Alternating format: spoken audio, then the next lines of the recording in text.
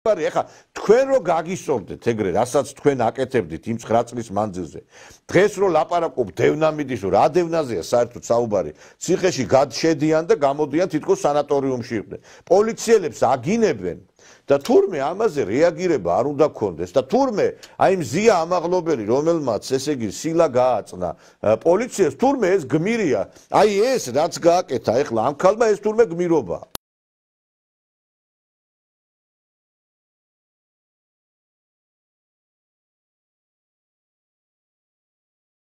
და გვეუბნება დასავლეთი რომ გამოუშვითო აი ეს მზიამაღლობელი რომელიც კაციშვილმა არ იცოდა აქამდე ვინ იყო თავი დაგვამახსოვრა მხოლოდ იმითი რომ აი ესე მოიქცა პოლიციელის მიმართ აი ეს ერთ ადგილას აფეთქებული ბროწეული აფსნაძე რომელიც ასევე ჟურნალისტი არის ნახეთ აგერ როგორ მიმართავს პოლიციას რატომ არ მისვამეთ და შენ პირბადე რატო არ აკეთებს პირბადე რატო არ გიკეთე შეკლეო პირბადე რატო არ გიკეთე და თურმე ესეც პოლიტპატიმარი იქნებოდა რომ დაეჭირათ, მაგრამ ეს გამოძვრა და ადმინისტრაციული წესით იქნა დაპატიმრებული. და ეს რა არ იმსახურებდა რომ სისხლის სამართლებრივი წესით გასამართლებულიყო. წარმოგიდგენიათ სააკაშვილის დროს რომ ესე ვინმეს ემოქმედა პოლიციელების მიმართ?